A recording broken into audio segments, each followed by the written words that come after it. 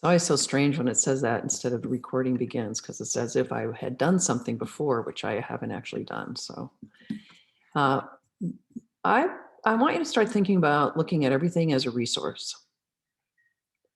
Things that may be old news or, not very exciting can actually be a resource to you.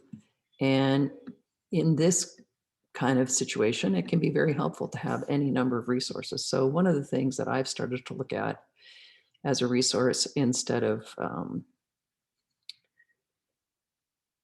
like wanting to pick up my computer and throw it through the front door and then driving over it with my car is I've started to look at my email as a resource. And when you get over 100 in both your SBCC and your personal email, and then you have another organization that wants to use a different kind of email. Like, don't you feel like that? Yeah, that's the way I feel. So I want to encourage you to use that as a resource, and I'm going to point out an amazing resource that we have here on our campus, who's a rather new person that's joined Santa Barbara City College. Joyce Coleman is the new vice president of the School of Extended Learning, which most of you may know has a lot of campuses, but it has the primary campus is at the Turnpike Center, which is the Selmo O. Wake Center off of Turnpike behind the Ramada Inn. And then the second one is the Schott Center, which is downtown. Anyway, she was hired in November, and it's wonderful to have her here. And she is doing every day for Black History Month, she does a note and it comes in your email. Did anybody look at that? Did anybody look at yesterday's? So you did? Colby, you looked at it? Yeah, I mean, I look at all my emails that I. Do you remember anything about it? About her email specifically? Just it's been every day since February 1st, but unfortunately, I didn't retain the information. But okay, well, I'm going to show you this. I have it open. I can read it if you want. Well, actually, what we're going to do, I'm going to open it because I want to click on something on it because it goes along with what we're doing, and I think it's kind of fun. So first of all, she's an amazing resource for Santa Barbara City College. And it wasn't exactly on cinema, but I've highlighted her. So I will get that up. I want to show it to you first. And you're going to see like all my gazillion emails, but whatever. So this is from Joyce Coleman. February 8th, the Orangeburg Massacre. On the night of February 8th, 1968. 1968, okay? 3 South Carolina state students, Samuel Hammond Jr., age 18, Delano Middleton, age 17, and Henry Smith, age 18, were shot dead by officers with the South Carolina Highway Patrol on the campus of the predominantly African-American South Carolina State University in Orangeburg, South Carolina. And I thought, okay, wow, you're just going to drop that on us. That's amazing. So I clicked on this site. Now, let me know if you can see the site I'm going to that says Black History Today. Can you see that? Okay. All right. So this is the school.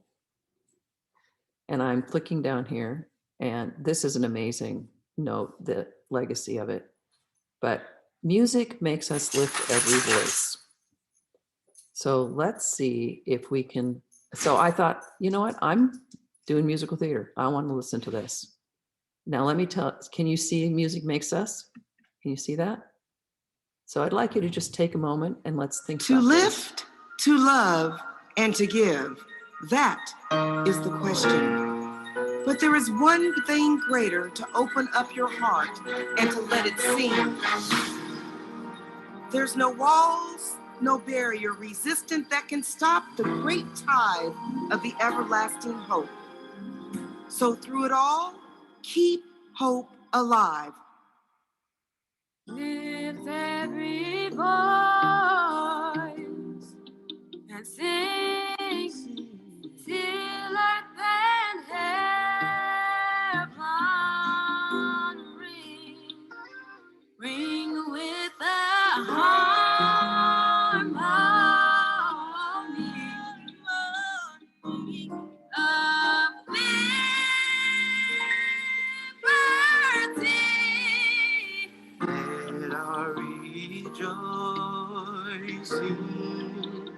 rise high as the sleeping skies. Let it resound loud As the rolling sea. let it rain, let it rain, let it rain, let it rain, let it rain, let it rain, Let freedom ring. let it rain, let it rain, let it rain, let it rain, let it rain, let it rain. Out of my weary years, out of our silent tears, thou who hast brought us down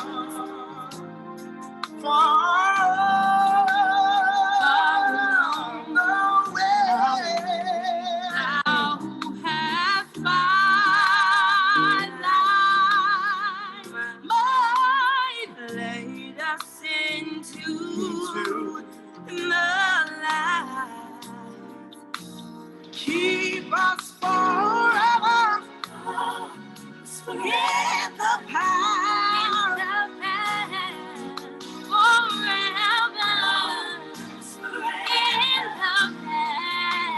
Let it rain, let it rain, let it rain, let it rain, all over the world, yeah, yeah.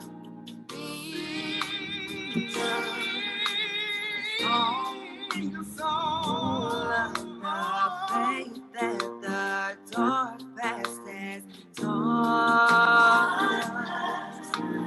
Sing a song Full of the hope that the present has brought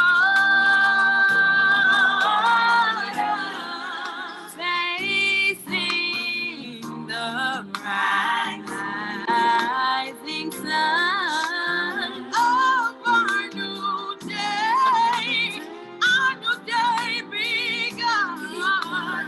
Let us march on till victory comes. Let us march on till victory.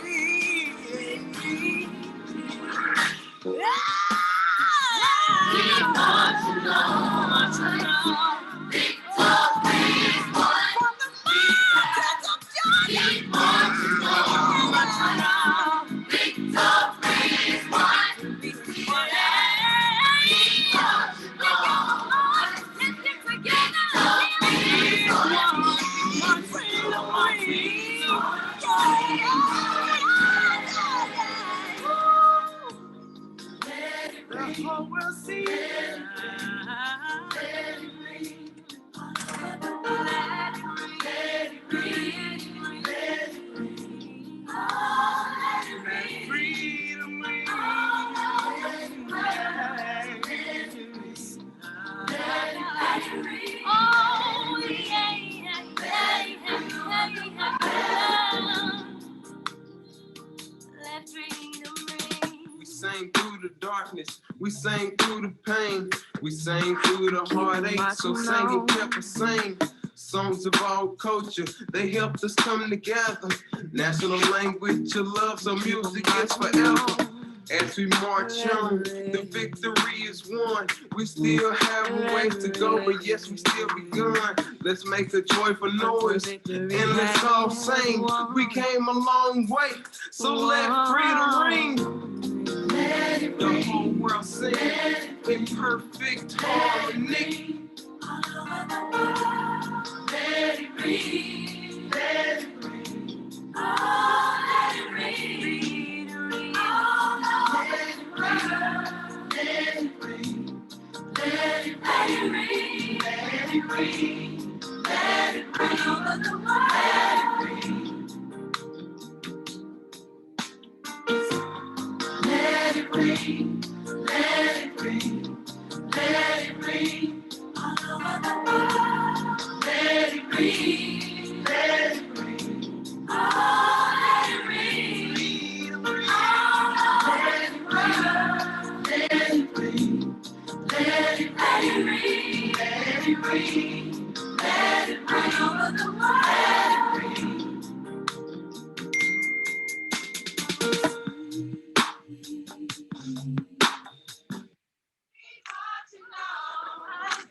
Victory's won. We got keep marching on. Victory's won. We got keep marching on. Victory's won. Keep marching on. Victory's won. Okay, this is the part I thought was amazing right here.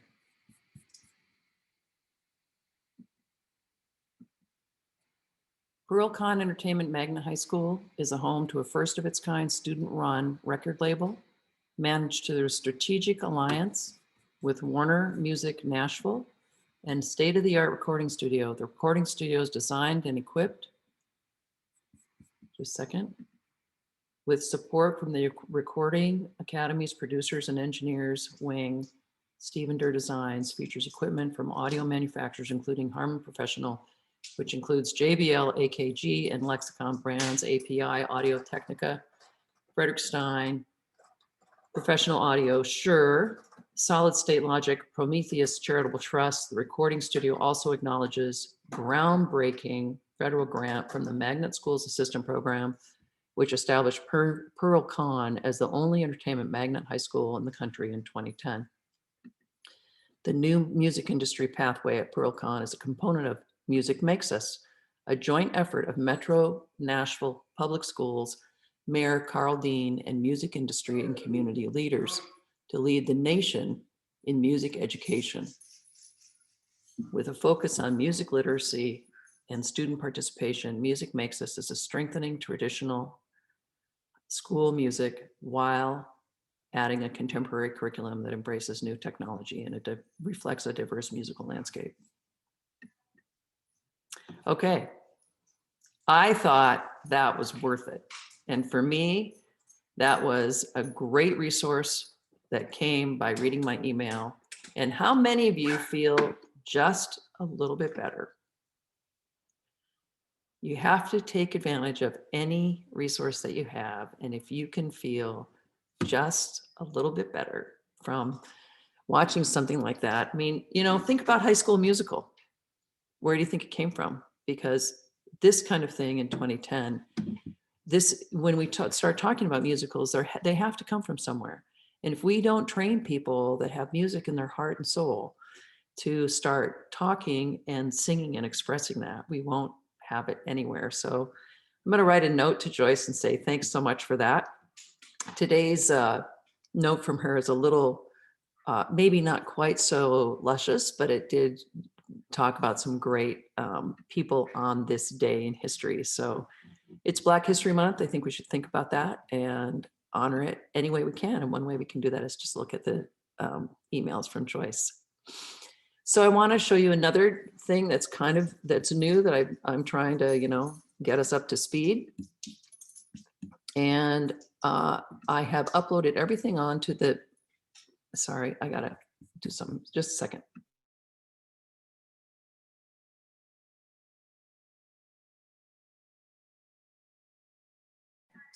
I have a very persistent Doberman. He's like this tall.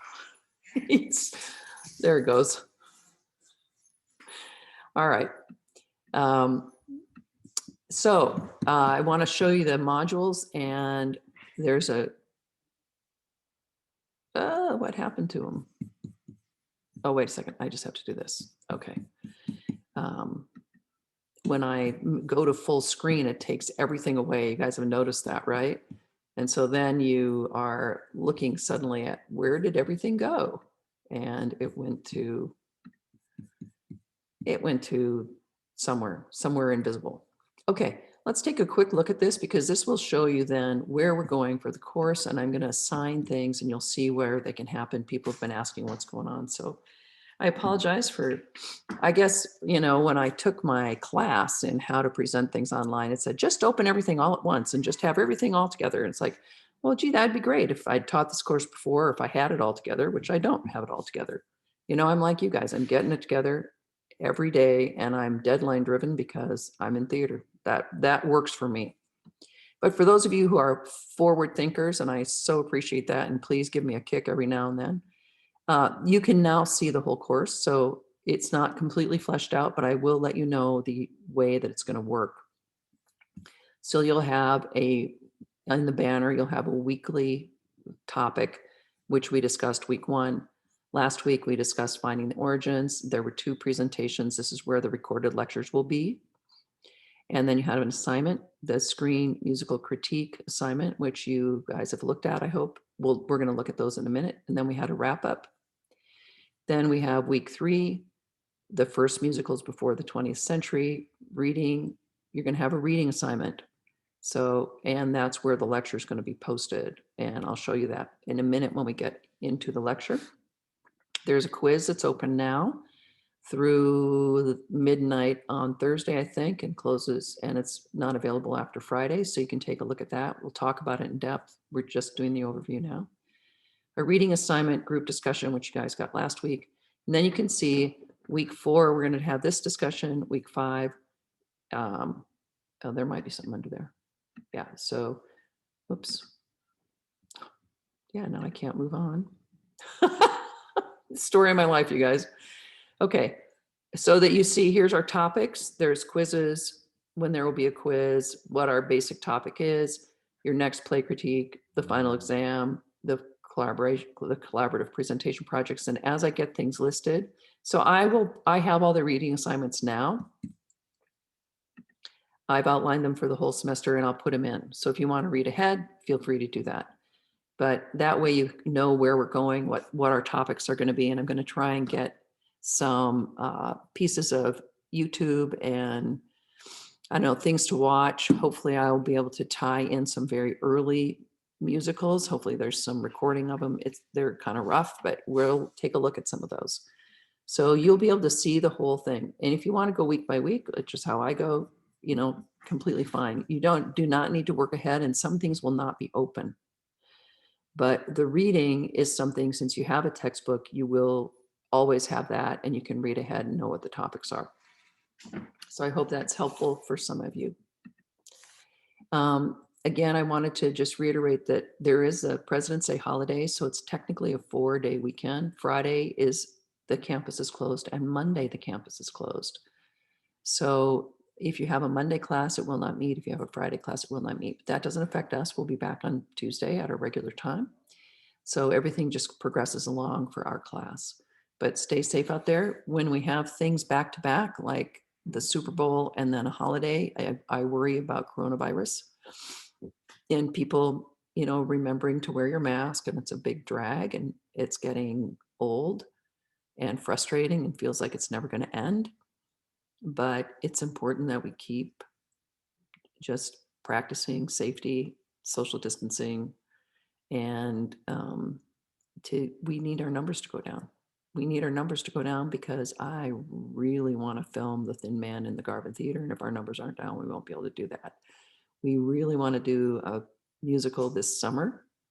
And if the numbers aren't low enough, we're prepared to do one outside and have social distancing audience in 6-foot circles. But, you know, in order for us as a nation to move forward, we're going to have to all respect that coronavirus spreads rapidly, and we each can do our own part to keep it from spreading. So, okay, let's look at the assignments. So you have a quiz that's due on the 11th, and that would be at midnight, 11:59.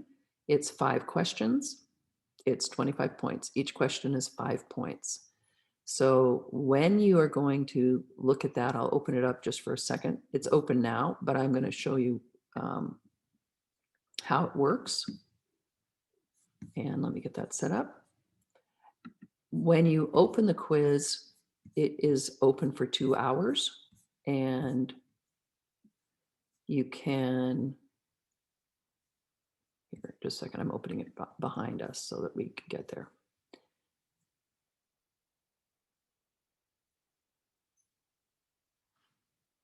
Let me see. Okay, that is not it. I'm going to do something right now. Sorry, you guys. Okay, this is going to make it less confusing because I wondered what that was about. Okay, here we go. Now I got it.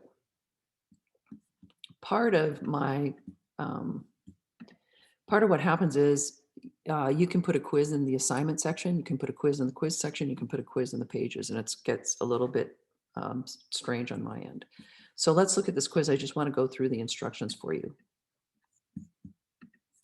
So this is what it looks like.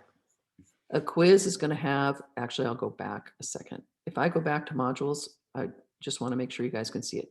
Can you see this? Yeah. Okay. Okay, so that's, okay, sorry. This is how I add something in, okay? I have to go here, I have to add it. I'm gonna add this quiz because it wasn't visible, although it was published. So when it has this little rocket ship, that's a quiz. That is an assignment to do. When it has these two dialogue boxes, that's a group discussion. And you guys are in the middle of that, which is find your stage musical that you used in your first assignment. Look it up on playbill.com, and then we'll have a text discussion back and forth. So we're going to look at the quiz first, and then we'll look at other things in order. So here's the quiz. Just click on it. Each answer is worth 5 points. There's 5 questions. Answer with complete sentences. Read each question carefully and answer all the parts of the question. Be concise and specific. It's an open book quiz, open note quiz. You can use any resource to answer the questions and do your own work. So it's just 5 minutes. You have 120 minutes. You can, if you've arranged accommodations, you can have more.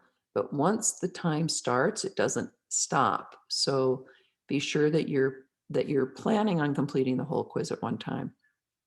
And that gives you 25 minutes for each question. They're not rocket science, even though there's a little rocket icon there.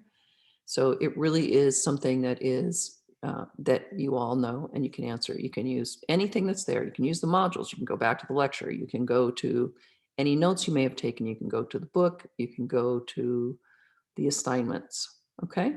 And then you click on the questions. You guys will actually get the instructions, and then you get the 5 questions. They're in short answer essay form. No, see these 5 points right here? No answer should be more than 5 sentences. Some of them may only be 2 sentences long. So it's a very straightforward thing. Okay, questions on the quiz. So once you open it, you have 2 hours to complete it, and you need to do it by 11:59 on the 11th. Okay? So just so that you know, that's the format, and you access it from modules. Okay, let's go to the group discussion. And I can't remember if we talked about that on Thursday or if it was something that came up and I put it on because this is a great new resource. I've told a couple people about it, faculty, and they were amazed. So I'll set that up so we can take a look at it. And again, I will always go to the module because that's going to give me what is happening for the week. So let me screen share that. And here's the group discussion, and I'm going to click on it. So what stage musical did you select for the first assignment? And then you have to reference your first assignment. It was, remember, a stage musical that was turned into a movie musical. And then what is a playbill and the playbill for a particular production? From Google, playbill, a poster announcing a theatrical performance. And in North America, a theater program. So your task is to go to this website, find your stage musical, look at the playbill for your show. You can see the entire playbill online, like, and you can see them back in the 60s. It's just incredible. You can see every single page. You can see the entire document. So playbill, the little booklet you get when you go to the theater is called a playbill. But there is actually this company called a playbill. A playbill usually includes a list of the cast and production crew. If you attend a Broadway play, you'll get a thick playbill with a lot of information about the play, the actors, the venue, as well as a lot of advertising. And it'll give you photographs, it'll give you all this. So in your discussion, state the name of your theatrical musical, provide a link to your playbill, just jam it in there. Tell us what the cover tells the audience about the musical. So nobody picked Hamilton. So this is the cover of a playbill, and playbill has, I have a different cover. Let me see if I can look for that, because normally it has the term playbill across the top. And so this is a little bit misleading. It's usually white with black, yellow with black letters, and it's right across the top. So you'll have a cover. And what does that tell you about your play? And my premise is that generally, if you give us the theme of your musical and see if it's represented on the cover art, I think that's often the most popular image from a stage production. It may not be repeated in the production, like it's not a piece of furniture, it's not a set piece, but it is something that is really the overarching theme of the play. And this one about Hamilton triumphant on top of the star representing the United States, it just gives you an idea of what the musical is about. So 10 points for your original post and 5 points for each. And this has been published a week. So see, people are starting to do it. Yay. And here's George's playbill. I'm going to go to it so you can take a look at it. There's the yellow with blue headline. Here's his playbill. Okay. All right. So that's the discussion that we're going to have as a group. And the reason why we're having it is you could influence what musical we watch for our next play critique. We may be able to get it. Last semester, I can't remember if it was last semester. Anyway, Andrew Lloyd Webber released all of his musicals for 1 week at a time, and we'll be able to look at different things. So if there's a lively musical and we get a lot of likes, you can like the musical, then we can vote and see which one we want to go to next. Okay. So that is your discussion. Please make sure that everybody participates in that, because you know what I'm doing this weekend. I have 4 days. I'm going to get all your stuff graded up. So all your grades will be showing in the grade book. And then we have the musical critique, right, of your movie. Did you guys look at that assignment? Yeah, in the chat. So yes, you do your original post as 10 points. And then we have 5 points for each post that you put onto someone else's musical. And it should be something that is, it's not like, go dude, great musical choice, right? It should have some sort of meat to it. Tell me what you think would be a reason why that might be a great musical to do, okay? So that might be an idea. All right, let's take a look at has everybody any questions about the musical critique? So do we comment on like 2 other people's? Yes. Okay.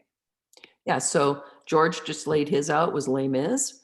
And then if you want to comment on his post by Les Mis, or you have some extra information about Les Mis, you could comment to George. Casper put his was down next. Casper, I haven't read yours yet. What was your musical? I picked Rent. Right. So if you have a comment on Rent, and then, we have a number of different things. We have Fiddler on the Roof. We had, I don't know, Mamma Mia. We had a bunch of other things that you can talk about. Okay. So what you need to do is just write your paragraph, include your link to the playbill, take a look through your playbill, and then post that's 10 points, and then give a response to 2 other people, and then you can like as many as you want. Okay. Excellent.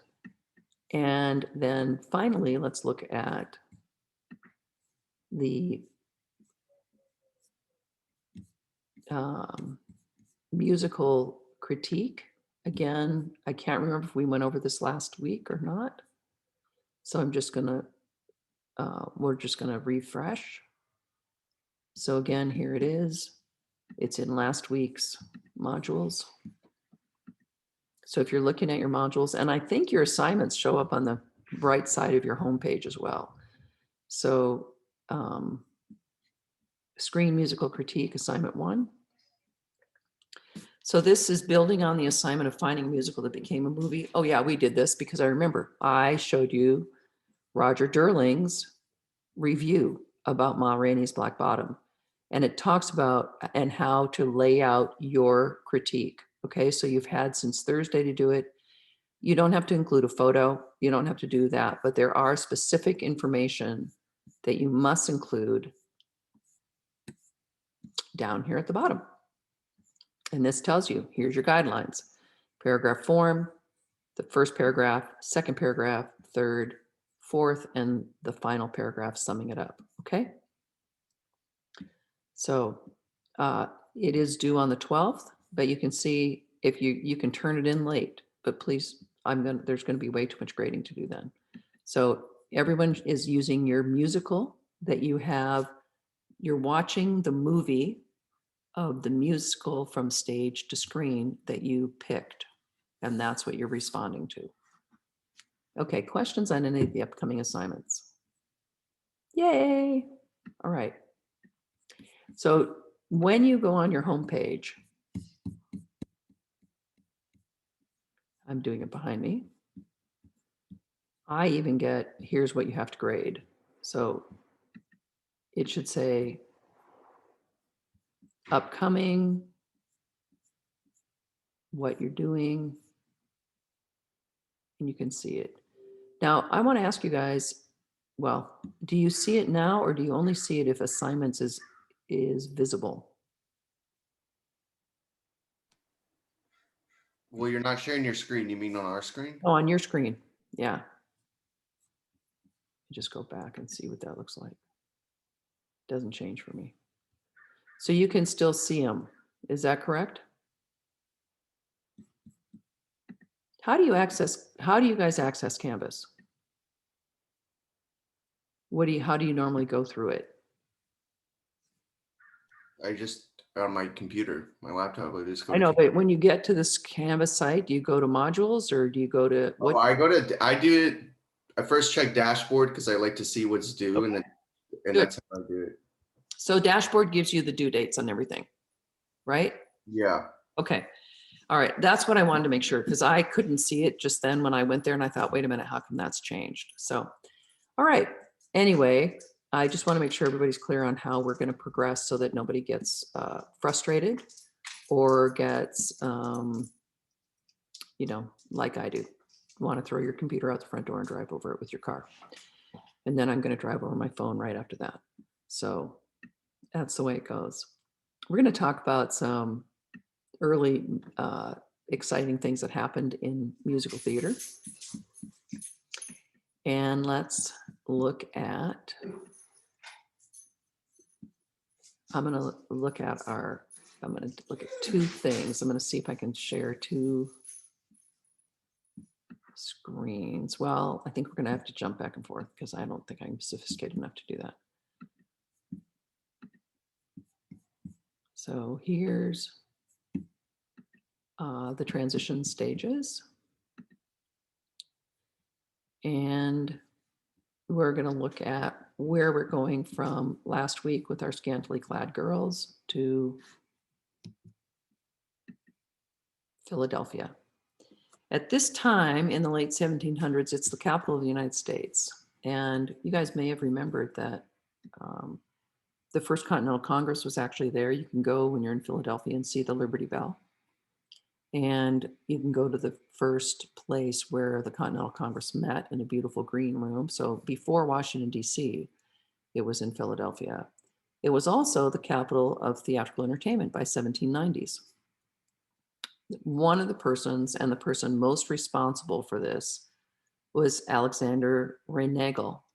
Of course, British trained, as everyone was at that time. He was the co-manager and the director of the Chestnut Street Theater, which is the first professional theater in the United States. He's a distinguished composer, and we're going to take a listen to one of his compositions right now. And I just have to do a little finagling to get back to that, our site. And we'll see it. I'll have to lock my cat up.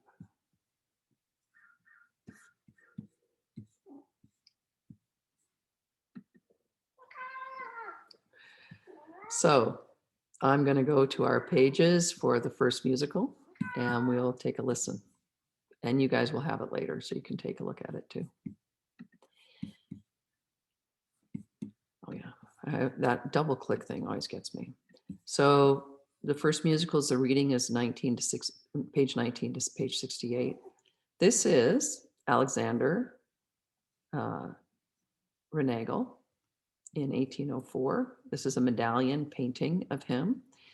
And if we didn't know what time, if we didn't know what year it was, because it's painted on here, we could easily tell by both his wig, the shape of his wig, his collar and jabot, which is the ruffly part down the front.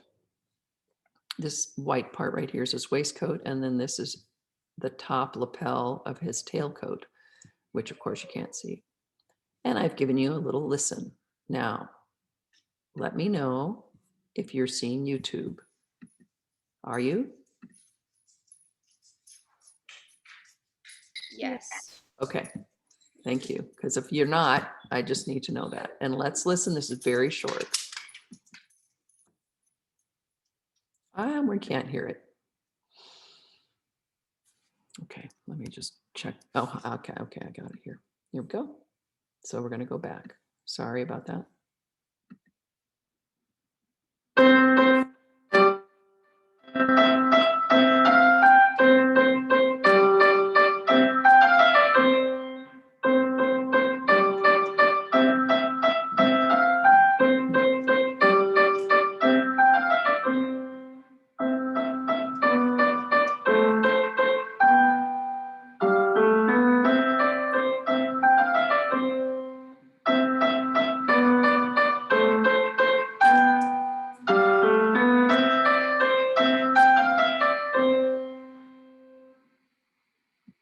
Okay, that's a really short piece.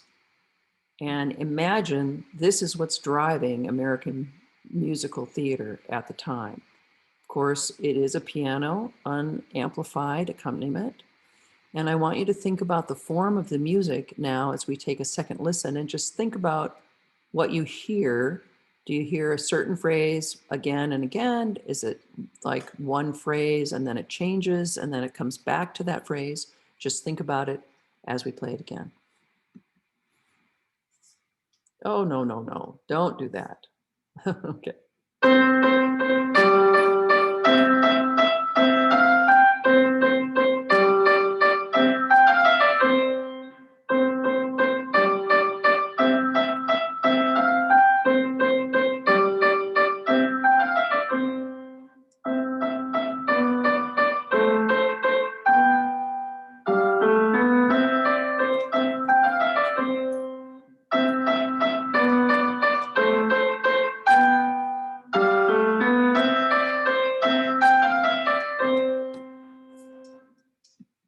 Okay.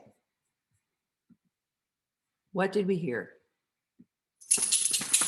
You can put it in the chat. You can show me. I'm putting us on gallery, so if you have anything that you'd like to talk about, or we can just shout it out. Kara, yes, you heard repeating. Exactly right. So what did you hear repeating?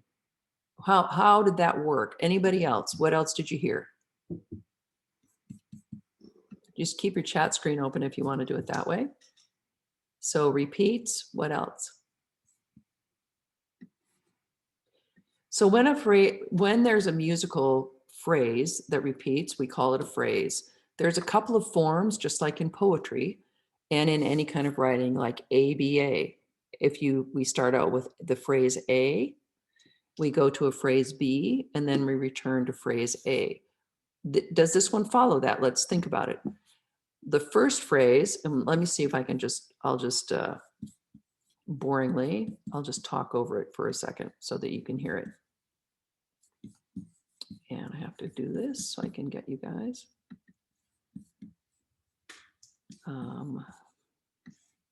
Okay. So remember, this is on your Canvas site.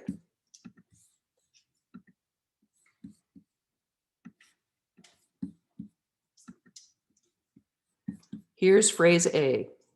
And it's important that we start to think about this because it affects musical theater, as we talked about in our overture.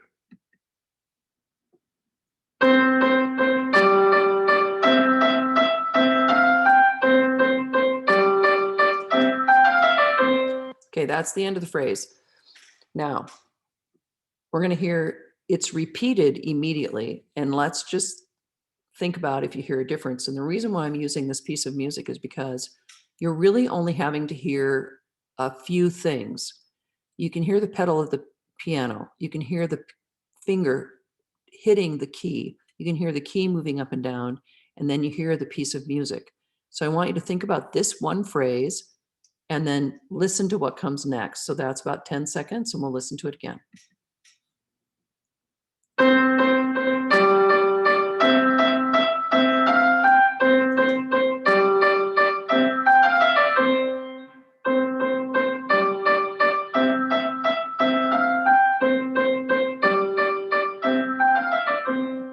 Okay, did you notice a difference between the first time you heard the phrase and the second time you heard the exact phrase? It was an exact repeat, except for one thing that I noticed. Did anybody notice anything? And if you're going to put it in the chat, I don't know if I can read it. Different key. It's in the same key.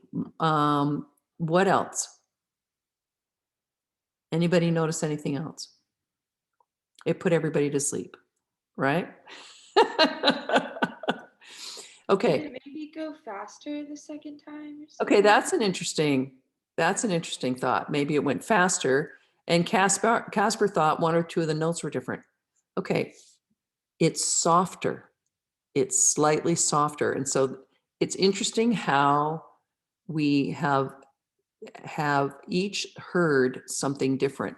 So we're just going to play those 20 seconds again, and then we'll finish it out because it's really only, and I want then to see what you can remember from those things. So we'll go again.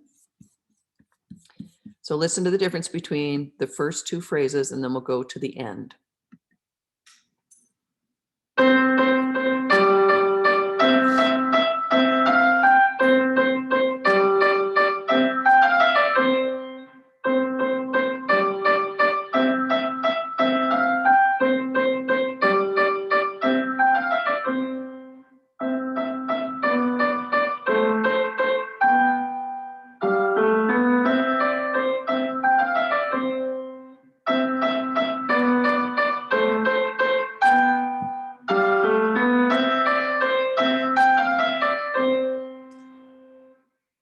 Okay, what did you hear that through to the end then?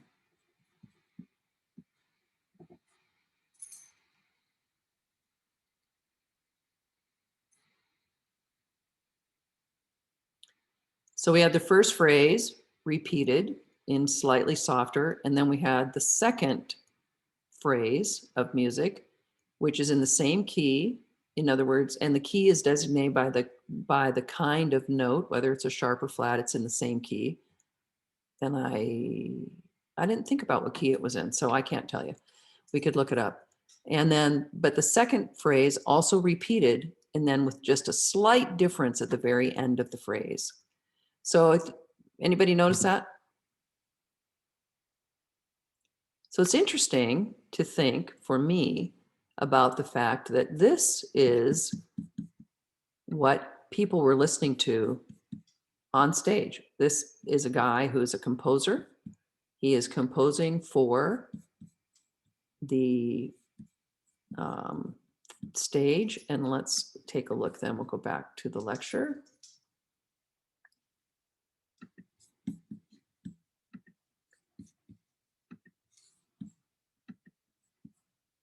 Okay, so that's Alexander Renagel, and he was British trained. Of course, everyone is British trained at this time because 1790s, you know, when people started really popularizing the United States, they all came from somewhere else. He's a distinguished composer, and now you've just heard a piece of his music and you've seen a painting of him, so you kind of get an idea for him. What do you think about that music? Does it sound like a musical that you picked for your first production that you're going to talk about? Your stage musical to movie musical? What are some things that are in common with that? It has a melody. It's a very simple melody. You could probably almost sing it right now from just listening to it those 3 times. So one of the things that is important about music at that time is it can be repeated and it can become a popular song. We talked about that last time. So it's a simple phrase. It's a technique that your ear can hit up something. It's not dissonant or clashing or minor. It's relatively harmonious, painless to listen to. It's an expected following of one note after another. So if we had to hum it, da da da da da da da da da da, so it goes in a triad kind of thing, and it is something that can stay in your mind. And he is professionally trained, and that brings us to the point about professional training. In the United States at this time, there was no training. People were acting and had no idea what they were doing. Immigrants from all countries, Germany, England, France, the Netherlands, came to the United States, and they brought incredible technical skills, and they were very generous and shared those with people who lived here who were interested in theater. So composers, who could perform and do whatever that next thing is, conduct and arrange their own music, were coming to the United States. They felt like, you know, here's a land of opportunity. Can you imagine what that would be like to leave a very sophisticated and developed country like Paris, or a city like Paris, or a city like Rome, or a city like London, and get on a boat and be on a boat for a month and get off in the United States, where, you know, everything's dirt, it's raining, it's cold, it snows, but they're somehow so excited and saw this opportunity. And of course, by now we'd had some traveling, entertaining groups that, you know, the one that became the Old American Company, and they're providing training, professional training. Now, why do you think they do that? One of the reasons is their own music, if they are arranging their own music and conducting it, will sound better.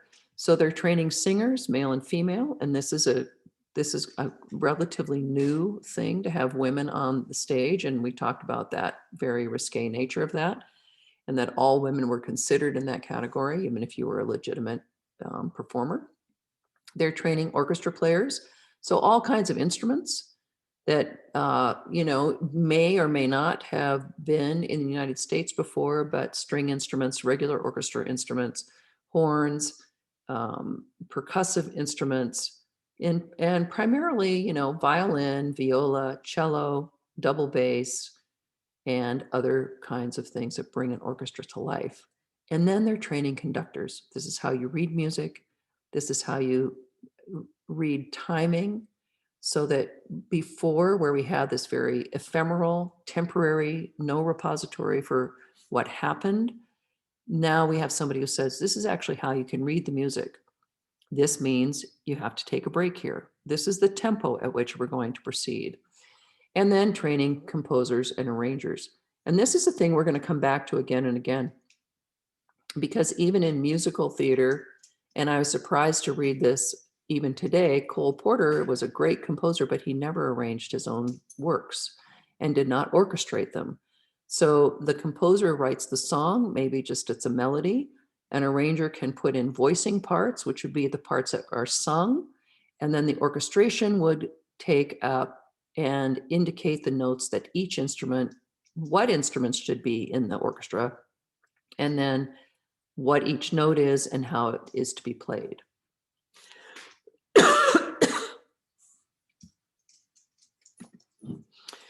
So we have this big event called the Astor Place Riot in 1849.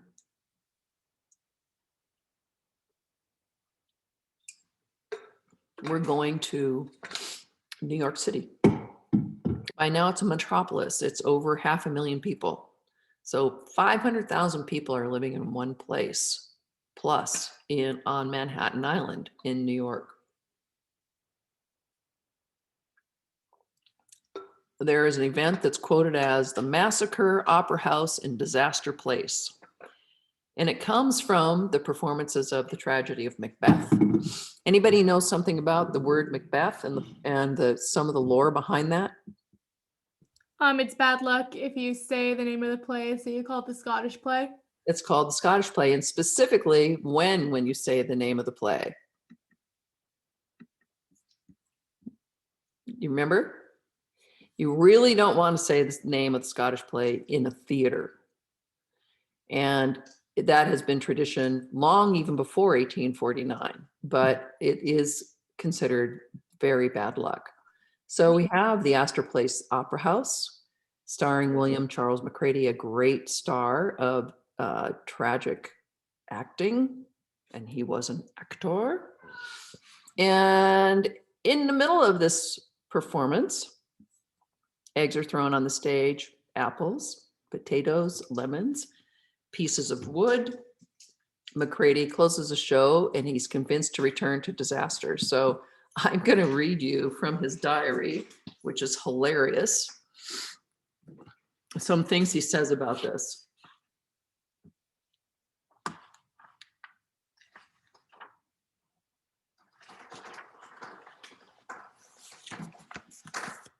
The police rushed in at the two sides of the parquet, closed in upon the scoundrels occupying the center seats and furiously vociferating and gesticulating, and seemed to lift them or bundle them in a body out of the center of the house, amid cheers of the audience. I was in the act of making my exit with Lady Macbeth, and as well as I can remember, the bombardment outside now began.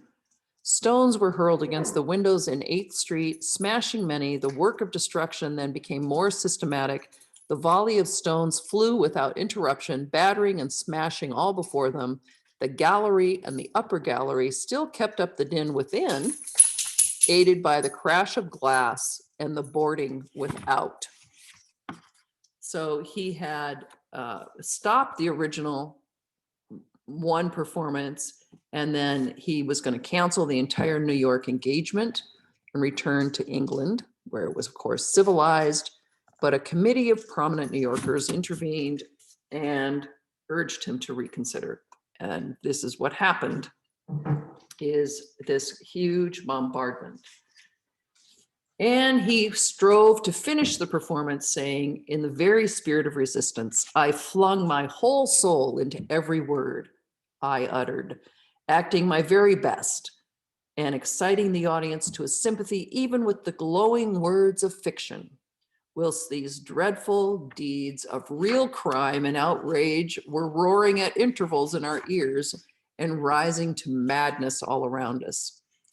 Going to my room after the play's conclusion, I began without loss of time to undress, but with no feeling of fear or apprehension.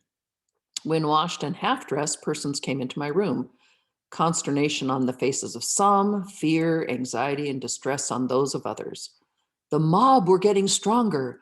Why were not the military sent for? They were here. Where? Why did they not act?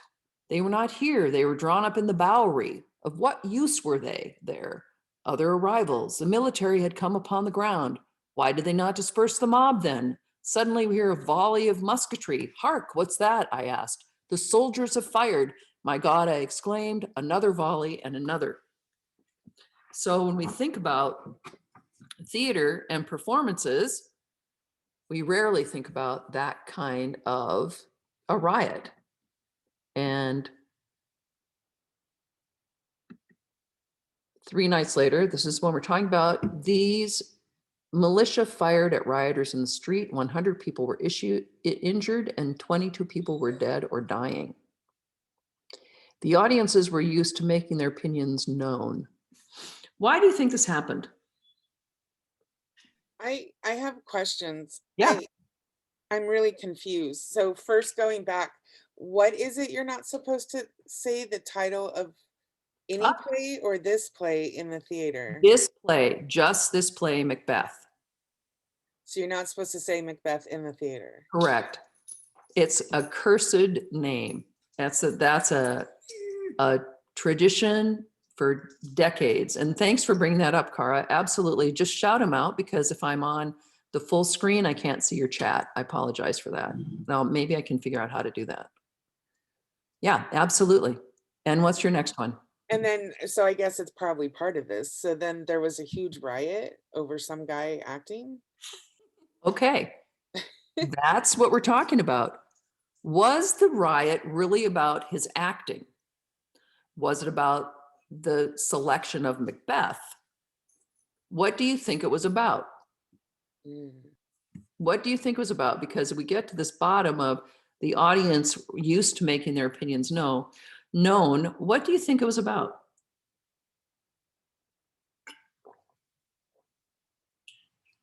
It's an interesting thing to talk about. And we'll just zip to the next slide, which will tell you. Astor Street was an exclusive and classic place of amusement. They established strict dress codes and behavior and limited the appeal by offering operas in any language other but English. And then, you know, high classic things like Shakespeare. That creates a divide between aristocracy and working poor, an opposition of classes, rich and poor. Does that remind you of anything?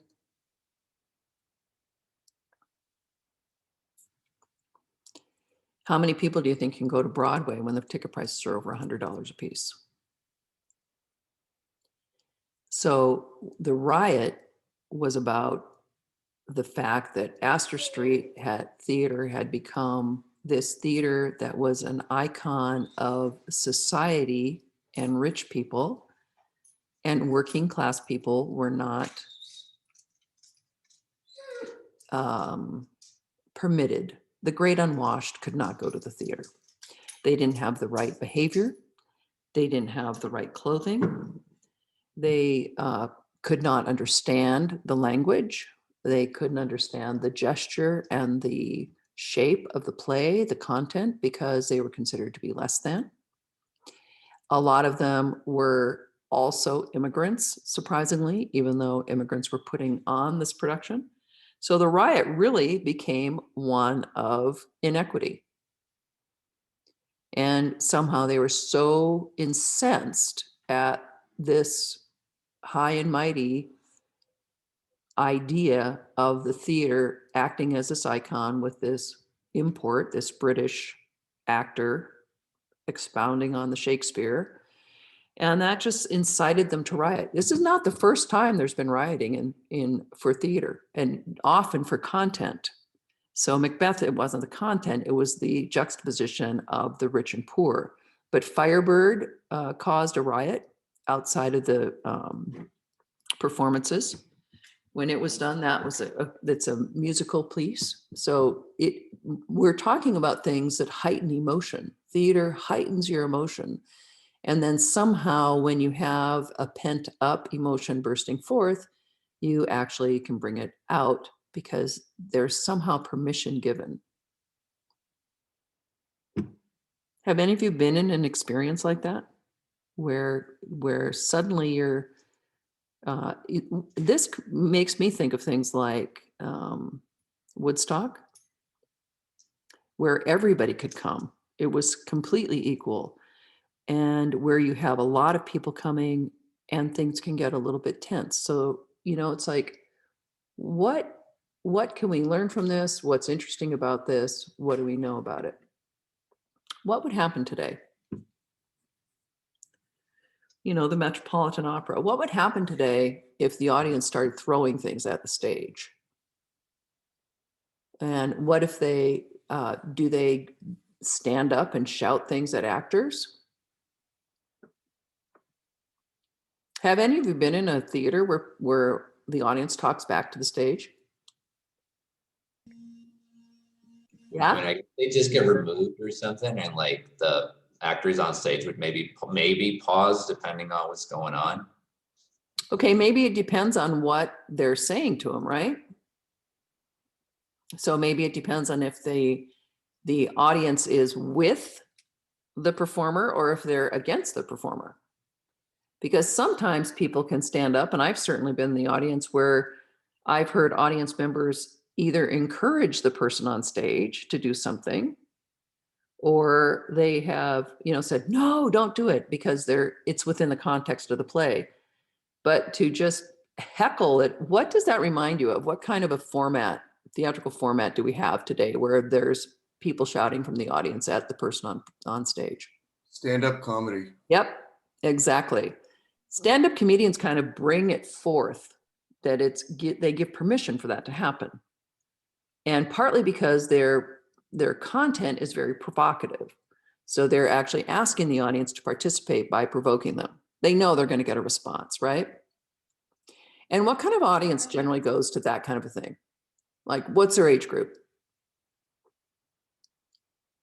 Probably mid-20s to mid-30s, people that have been drinking and eating dinner type. Oh, usually a comedy club includes some kind of a meal, and it is kind of you can also just go to a comedy club that's just a bar, but generally you're not buying a ticket and sitting in a seat and just watching a show.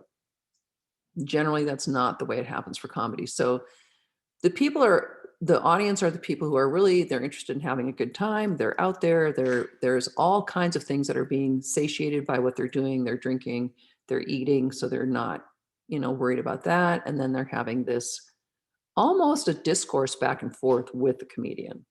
And that kind of audience. What kind of audience is your theater audience? When you go to see a theater, when you look around you, what are you seeing? Or does it depend on what you're going to see?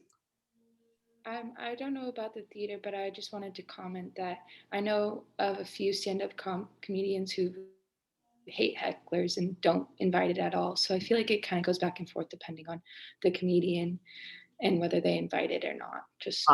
I think you're right. Absolutely. And I think because it became something that was expected,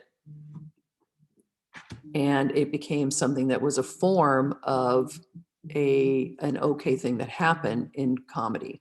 It's just like somehow, I went to a couple of comedy shows and I thought, wow, when did everything have to become about sex and in the most graphic way possible? And that has become, a common theme for stand-up, and particularly if you're going live, because it's considered, uncensored since Lenny Bruce. If we do uncensored, then we're doing something really edgy. It doesn't mean it's any more imaginative or that the content's interesting, but I have seen there are certain people that say, I don't need to do that. I can be funny without that. Instead of just having shock funny, they can just be funny. And those are the people I think that tend to not have hecklers, and they're not invited to participate in the show in that way. So they can also do things of encouragement. And how do you show encouragement when you're at a performance? You can clap. You can clap, you applaud. What else? Very common in opera. At the end, you can say bravo if it's a particularly great kind of thing. When do you clap? Are there rules about that? Just like at the end of the scene. So that can be common at the end of a scene. If you're in a musical performance, when do you clap? You can like clap the tact. Is that the correct word? You can clap at the end of a particular solo. It's particularly if you're in a jazz performance and they play the form and then you have a soloist, you can clap at the end of the solo, showing appreciation for their technical expertise and their interpretation. In opera, you clap at the end of an aria that's particularly well sung. And even in musical theater, when they did Hello Dolly on Broadway a couple of years ago, they got a standing ovation in the middle of the show for Put On Your Sunday Clothes, because it just set the stage for the audience to feel like we are putting on our Sunday clothes and we feel really good about this moment right now. And really consistently, in the middle of a performance, at the end of that particular song, not at the end of the act, people would stand up and applaud and cheer. And it's just because it was an overwhelming emotional moment. So, and that's an appropriate way. That's supporting the actor. It's meeting their expectation. The audience collectively feeds the actor some kind of good feeling, and it goes on. But it was interesting that that hasn't happened often. And I'll try and find the review that talked about that and just post it on your page. So today, the audience is supposed to understand these unwritten rules about what you do when you go to the theater. One of my jobs at Santa Barbara City College, and when I teach TA 103, is I have people that have never been to the theater before. And that's what I think is so spectacular about Santa Barbara City College is we have a really beautiful theater, one of the best on the West Coast and certainly in the Central Coast. You come in, you get your ticket, you have a seat number.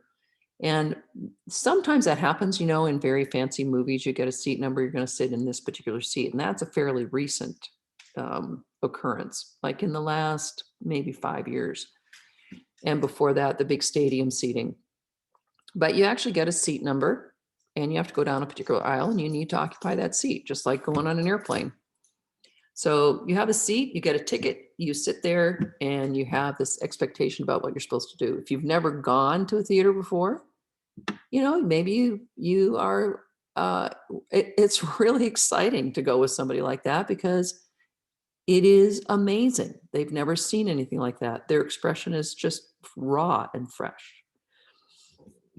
Sometimes I think our audience has gotten too timid and is not willing to really allow their emotions to take them away. Remember, we have to have we have to give ourselves permission to believe in the disbelief of the theater. We make our own reality. Okay, and then we come to the Industrial Revolution in theater. This is at the going towards the end of the 19th century.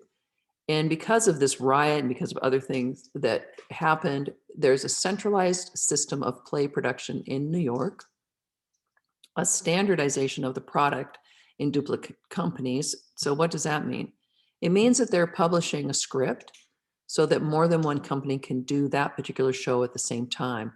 So now the repository of here, we're just going to pass this material from one to another. It's going to be on Broadway. It's going to be on, it's going to tour and it will go to Atlanta and then it will go to Chicago.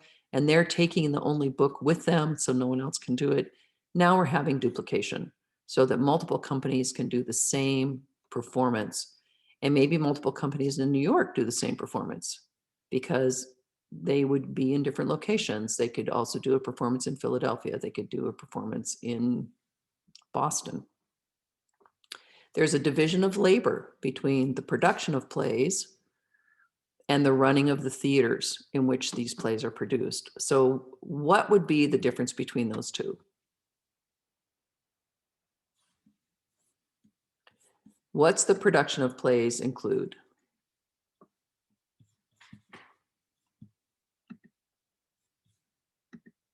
You mean like how did it change when the Industrial Revolution? No, it's just, it's a more general term. The production of the play versus the running of the theater. If we talk about those two elements, what would those be? Let me see if I'll grab the whiteboard. So play production, what does that include? We talked about that. That's our collaborative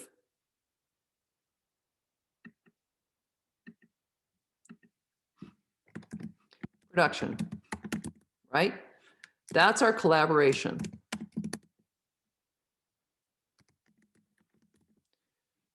Or whatever that is. Okay. So that includes all of the different components of theater. And let's put that over here.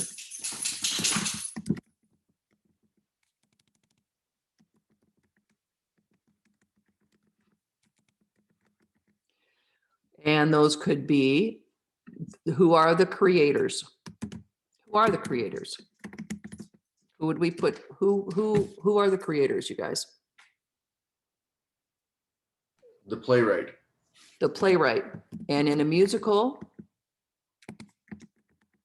theater, that is called the book writer. Yeah. The person who writes the dialogue. All right. Who is another creator? In a musical. The director? Not yet. That's when we get to production. So we're just creating it. The the guy that directs the dancing and stuff, or is that later? Okay, so I'm going to put those guys down here because we're talking about them, so that's good. Director. Choreographers, I And meant. as, oh, Sue, I was going to put dance director for you, but yeah, it's a choreographer. Or as we say, choreo, the great choreographer. Okay, so when we put it, we'll put them up somewhere, but who else here besides playwright? What else in a musical? What else is in a musical The person besides? who writes the music and lyrics. Okay, is that the same person? No, not necessarily. Okay, let's just separate them out for a sec. So we've got the, I'm gonna go down here. And we'll put in lyrics, lyricist. The lyricist, oh, how do I spell that? Lyricist is the one that writes the song, words. Okay, so they write the words for the song that go along with the story or interrupt the story that the playwright has written. And the composer Yeah. writes the music. And sometimes that's the same person, but most often it's not the same person. So the creators would primarily be these people that, these three people that get together, they have an idea, they write the book writer, there is the songwriter and the composer. And these are the things that you were identifying in your first assignment. Who were the playwright, the lyricist, and the composer for your stage musical? And then who was that for your cinema musical? Okay, looking for my water. Okay, so that's what we have. That is the, let's say that becomes the text. And by the way, there's a whole discussion about whether or not the lyrics are inside the book. We'll talk about that later. It's a whole thing that comes, and there's like, when does that happen? How does that occur?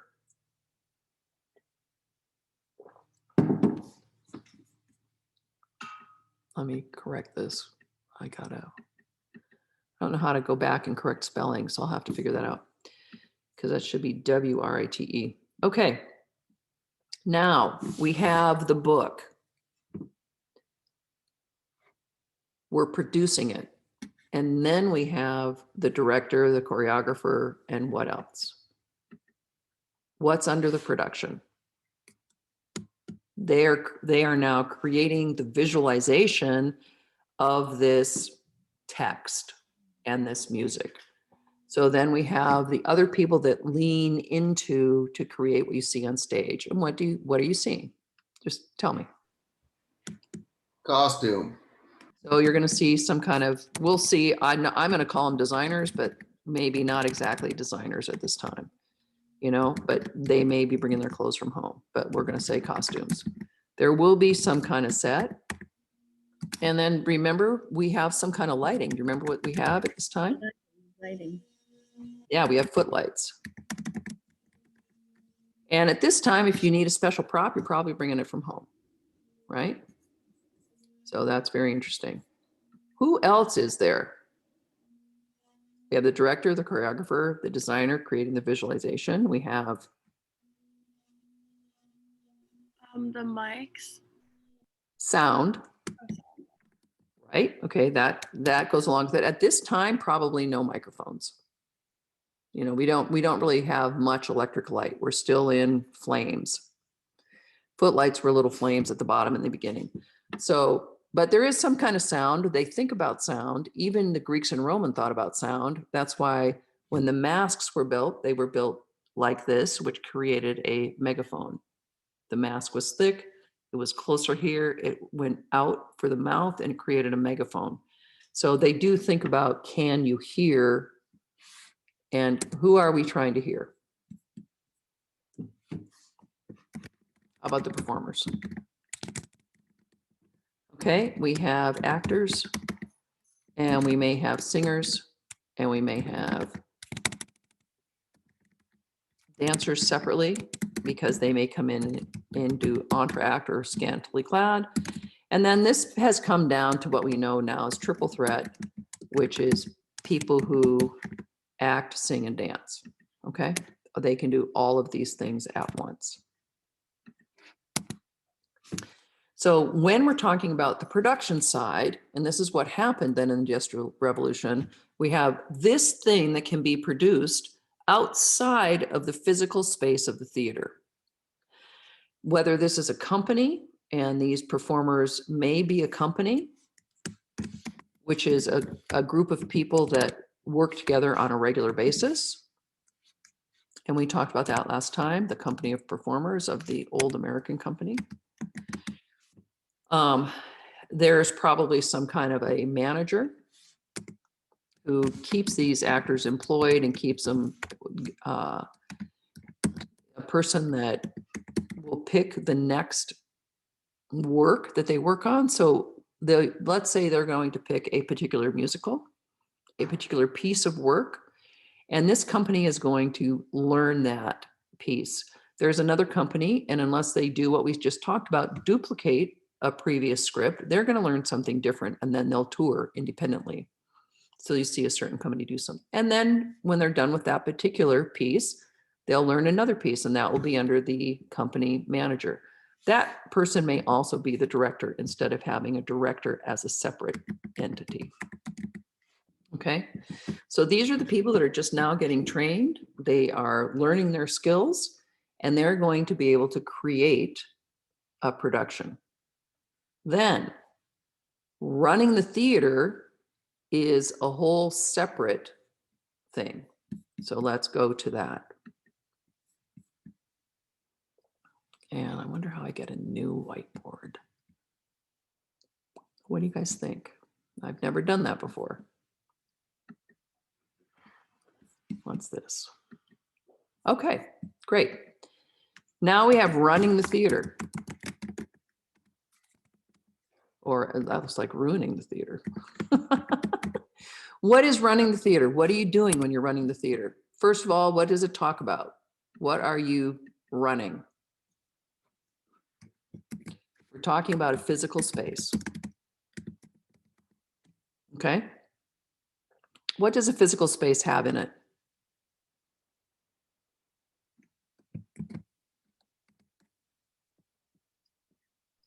A stage. Some kind of a stage. Usually, yeah, usually it has a stage. What else? What's surrounding it? It's The chairs and seats. okay, audience seating. And we don't know, that could be benches, it could be chairs, it might be individual seats in the very exclusive ones. And then what else does it have? Walls. I mean, we're talking simple, and a roof. And then as it gets more elaborate, that all of those trappings are going to become much more luxurious. They're going to add curtains and draperies, and maybe the lighting, the footlights will stay with the theater. That's something that does not travel. But everything else is probably going to come from the company, right, to have it. So what else about this running of the theater? What else do we need?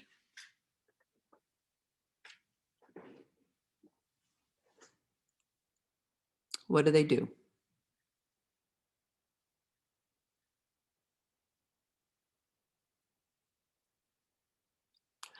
Okay, if we think about it in terms of television or movies, they need the content. So they're going to hire the company. Or they may say, we want this particular piece of work. So they might pick the content. Okay. So there's some profitability there. They're going to have, in order for this physical space, which by the way, we should put in, also needs things like heating. And that was kind of a new addition. And it needs other kinds of lighting for the audience so that they can come in, right? Just in the building. At this time, probably bathrooms were outside, all that kind of other creature comforts that we're used to. Well, I don't think there was a program, that kind of thing. There needs to be some kind of a space. The physical space needs to include a space on this stage or under the stage for the orchestra. So they need to be accommodated. What else needs to be accommodated? Maybe some kind of dressing rooms. I mean, McCready talked about being in a dressing room. So there's some other kind of stage backstage. There's some kind of orchestra space or for musicians. Okay. So now we're fleshing out what is a physical theater. Just think about it. And think about why this is important, that the production portion is separate from the theater.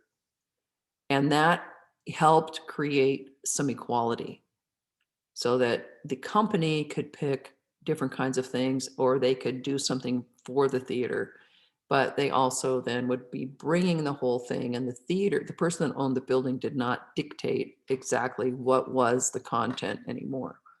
So what else, how does the theater make money? It sells tickets. That's what I was gonna say, selling tickets. Sells tickets, so they also have to have some sort of box office, right? They have to have some kind of ushers because they are sitting in, maybe they're sitting in a seat. That means they have some kind of business manager. That is the person kind of responsible for trying to make this theater pay its way. And then the business managers also doing things like they're paying the bills. They're managing the money. They're paying the bills. They're keeping the lights on. They're keeping it, they're working about the maintenance, which is also rather risky at this time. You may remember that at this time we didn't have a fire curtain. And who knows what a fire curtain is? If you go to a Garvin stage performance or you work backstage, you actually see the fire curtain. What's a fire curtain?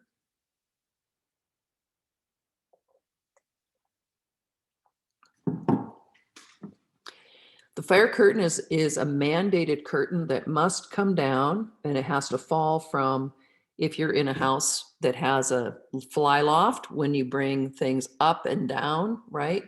So a fly loft is 1.5 times the distance of the opening of the proscenium, because that way it can be completely concealed. So if it goes up, it's like that. My hands are going up out of the screen and it's all the way up. And then when it comes down, the fire curtain comes down at a very specific speed. And the point of the fire curtain is to prevent fire that has started on stage from going out into the audience, or if a fire started in the audience, from it progressing backstage. Remember that there were a lot of flammables at this time in the physical space. So if they had a fly loft, it was run by hemp rope. We looked at Evangeline last time. The painted backdrops were all very flammable. They're on a cotton, which is highly flammable. Paint is very, very flammable. So if something were to happen, or if the ropes got too hot and because of friction, there could be a spark, they could have a fire, and then several theaters burned down completely. And then not only they burned down, but people's lives were lost, both on stage and then the audience, you can imagine. is a stampede to try and get out of there. So part of this running of the theater, the physical space, they're not thinking too much about safety. Safety comes from accidents. Why we have safety and OSHA today is because there've been accidents and people dying. So they're not thinking about that necessarily. They're thinking about how many tickets can we sell? And they have ushers. They're not talking about ushers. Oh yeah, here, I'm going to take your flashlight and here's where you're going to egress out of this place. They're cramming people in. There's no rules about aisles. There's no rules about egress, how you get out of this building. What do you do in case of fire? All of that stuff is comes later, and it comes based on the back of tragedy. So running the theater is very separate from producing the play, right? Now, is that clear for everybody? Questions?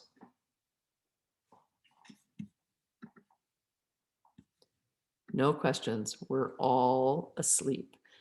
Yeah, Sue, that's true. They make money via donations. So at the very last slide, when it said it becomes big business, people even this early start to invest in theater. And donations are something where you give money to a theater because you love theater and you're not expecting anything back. So there's a difference between investing and donating. A donation is when I'm giving something to a theater. Here's my $100. You can do whatever you want. Often, if you were a high donor, you did get something out of it. For example, you got a better seat. Sometimes you got a seat on stage. Sometimes the patrons of the theater, those people who give money to the theater, were better dressed than the performers. And that was intentional. It was a way to show their wealth. I'm so wealthy, I can donate to the theater. And I think the theater is important because it's important for us to have amusements and entertainment. So that is one thing. Investors are people who give money to theater hoping that they'll get something back. And the thing they want to get back is money. And that lasted through to today. It is, I'm going to give you $5,000 to start your show. And hopefully when your show gets up and running and then it moves to Broadway, and then my $5,000 were turned into $50,000 for me. So it has become a way to invest in something other than a stock market, which seems to be somewhat ephemeral. We can't really put our hands on it. You don't really see all of those little shares that you're buying, but you want to put your money into a theatrical production.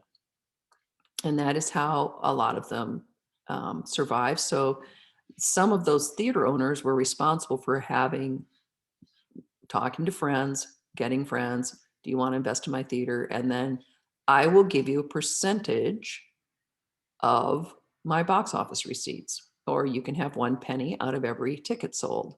It depends on what organization they made.